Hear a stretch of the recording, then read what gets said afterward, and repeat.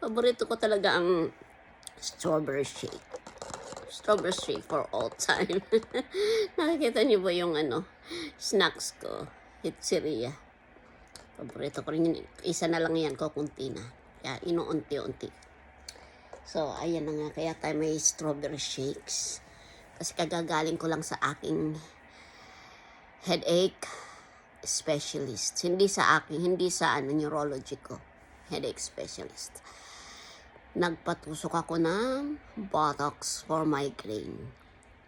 So, speaking of Botox, nag-request kami last month for Botox nga. Kasi bago ka aprobahan ng gawin ang kung anong nararapat na mga tusok-tusok na yan, kailangan mo mag-suggest or mag-request si healthcare provider. So, unang request namin is denied. The reason is, kasi daw, pampaganda. Di nagbasa yung yung healthcare. Hindi sila nagbasa kung ano ba talagang nilan bakit nag-request. So, request ulit yung nurse ng aking headache specialist. Ay, ang ganda ng nurse na yun. Ay, ng doktora. Ang ganda. Mga Amerikano, mga ganda, karamihan. Pero yun ang ganda. Ang ganda. Pero gandang-ganda naman siya sa buhok ko. Bumawi. So, ayun.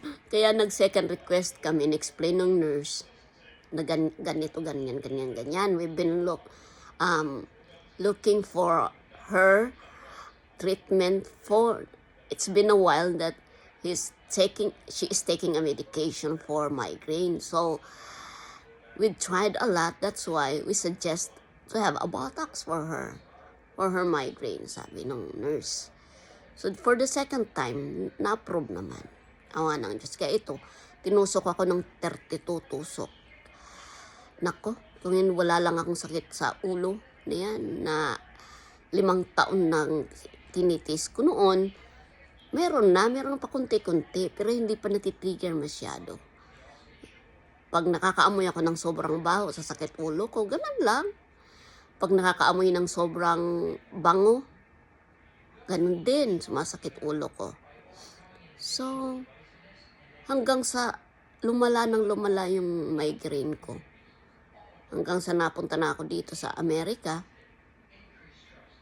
ayun, may kunti-kunti pa rin naman pag nakaamoy ng, alam mo na, ng mabaho o kaya ng super bango. Talagang masakit ulo ko, pero hindi pa masyado, hindi araw-araw. Tapos, nung lumipat na ako dito dito sa Kansas. Nung nasa Kansas ako, parang nag-start akala ko yung pag-bleeding ko lang dati. Hanggang sa nawala na yun, na-resolve na yung pag-bleeding ko dahil I have thick endometrium, gano'n. Niraspa na, tuloy-tuloy na, hindi na nawala yung pananakit ng ulo ko. Kahit hindi naman high blood, kahit okay naman lahat ng blood test ko, ganun pa rin. So, observe, taking any different kind of indication, from OTC and then reseta ng doktor, ganyan, kung ano blood test na ginawa sa akin. Kaya ngayon, yung Botox sana, 2 years ago pa to sinusubok, pero iba-ibang medication lang binibigay sa akin. So, dahil hindi talaga gumaling-galing sa kung ano-ano mong medication, kaya nagkaroon ng Botox treatment. Tapos yung tusok na yun is 32 na tusok. Baliw na tusok. Meron dito, 2 dito. Ay, 3 dito banda, 3 dito. 3 dito sa temple. 3 sa hind.